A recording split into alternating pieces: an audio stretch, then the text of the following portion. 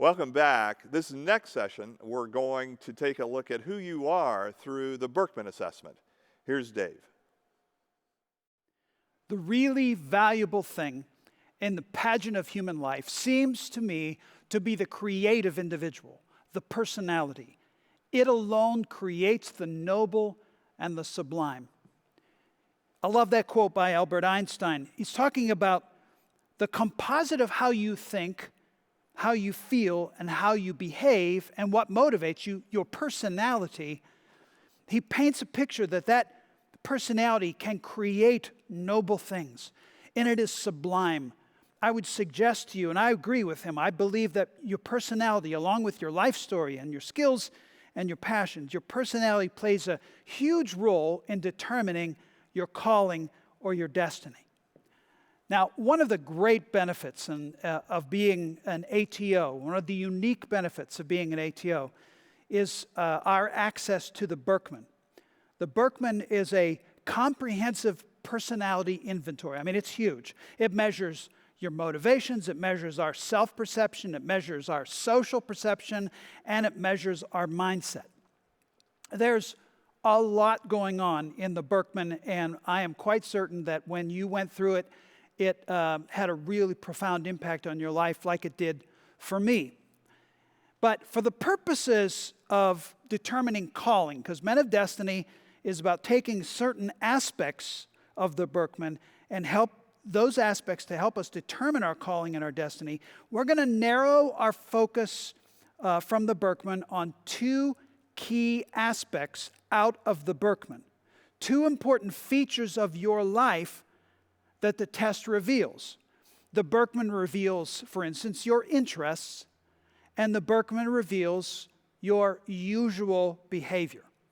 We're going to take one at a time, and this is a refresher for those of you, for all of us who have been through the Berkman, but we're going to help identify, for example, our interests. We'll start with our interest. What do our interests say about our calling? So interests measure the things that you enjoy doing. They are the things that bring you energy. They charge you like a battery. They are what give you joy. Your interests focus on the things that you need to do every day to give you a sense of peace and fulfillment, your interests. Now, the Berkman assessment lists 10 specific interests that the average person has more or less of. As a reminder, I think you know this, I'll list them in alphabetical order and give you the big idea, so to speak, of each interest. Some of you have administrative interests. You want to focus on systems and order and reliability. Some of your interests focus on artistic, creation, appreciation of arts and aesthetics. Some of you have literary interests. Your appreciation is for the language and the written word. Some of you have musical interests, playing, singing, listening to music. There are numerical interests, working with numbers and data. Outdoor interests, you enjoy being in an outdoor environment. Persuasive interests, motivating, selling. Social service interests, this is essentially people orientation, helping and advocating, motivating people. Scientific interest, where you enjoy doing research and analysis, and you are an intellectually curious person. And finally, technical interest. This is the hands-on with machinery and technology. Now, I would suggest to you that your interest or your prime interest at the top of your list have a huge impact on your destiny in this world. Now, I'm going to give you an illustration to help you understand what I'm talking about. We're going to talk about two different guys. Let's say they have the same passion. If you talk to these two guys, they would tell you they're really concerned about lonely people. They're concerned about isolation. It bothers them when they see somebody who has no one to talk to, no one to relate to. But watch this. These two guys who have the same passion to help lonely people, they have two completely different prime interests. One of them has outdoor interest. He's an outdoor guy. And the other one, his interest more is on the technical, hands-on. So watch this. Each of these guys is unique in their interests, but they have the same passion to help lonely people. How might they go about it differently? Well, outdoor guy, one simple thing, can you imagine outdoor guy who loves being outside, finding people that have no friends or are isolated or a brother that doesn't seem to be connected, and doing a simple thing like taking them on a hike or going camping. This is a way your interest blends with your passion. Let's take the other guy, same passion. He wants to help people who are lonely and isolated. But maybe what technical guy needs to do is to create a woodworking club. So guys who are lonely and isolated can find their way into community through something that this guy is interested in.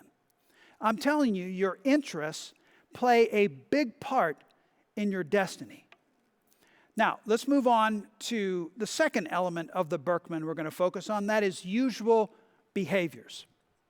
What aspects of our personality do the Berkman usual behaviors measure? Well, usual behaviors measure you at your best, how you show up in the world. And there are 4 usual behaviors that Berkman lists that are represented by a specific color. For example, some of you, your usual behavior is that you are the thinker, which is the blue usual behavior. You're a blue, which means you love innovation, you love being creative, and you love long-term planning.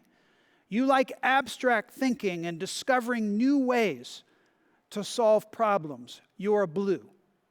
While others of you are greens, the communicator. You have a strong desire to communicate as you work with people. You like selling and persuading and motivating and counseling and teaching people to get results in other people's lives.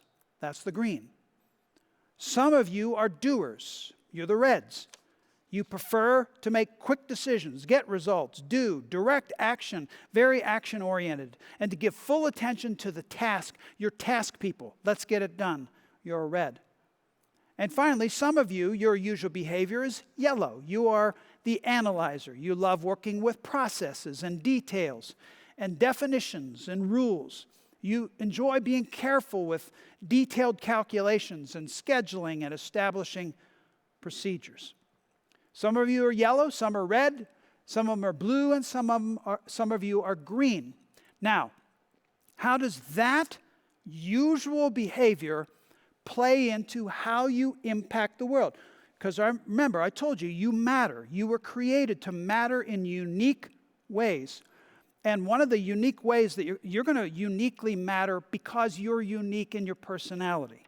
So let me give you another illustration. Let's take 4 guys, 4 dudes, a blue, a yellow, a red, and a green. Let's say they're working together and they've decided that they want to end food insecurity in their town. And as a process, they say, why don't we start a food pantry? Well, how would a blue, a yellow, a red, and a green approach working together to create a food pantry to eliminate food insecurity? Well, the blue would probably think through it and lead the team in organizing and help this group organize the food pantry, put order in it, and think through the processes, how they're going to go about it. The yellow is going to figure out where the food's going to come from and how the pantry will work. They're going to analyze the procedures of the food pantry. Whereas the red's going to say, you guys figure this out. I'm going to go collect food. I'm going to set up the shelves. I'm going to pack the bags. And the green is going to say, okay, you guys all do that. When we open the pantry, I want to be the one to interact with the people. I want to be able to hand them the food. I want to be able to talk to them and make them feel welcomed. I'm telling you that as a blue, a green, a yellow, or a red, it may not tell you what your destiny is, but your usual behavior, along with your interests, are going to tell you how you're going to move in to your destiny. So now what we want you to do is go back to your workbook, and you'll see a space. We want you to list your top 3 interests as indicated in your Berkman test, and then put a brief description of each of those interests beside it. Then what I want you to do is record your usual behavior in your workbook, and again with a short description of what that means to you. And then when you're done with that, we're going to want you to transfer all of those datas and into 4 separate patches on your calling quilt. One for your first interest, one for your second interest, one for your third interest, and one for your usual behavior. And we'll continue to work. You already have the patches of your life story. Now we're going to add to it the patches of your personality. And when we come back in just a few moments, we're going to take a deeper dive into your unique skills, your unique gifts.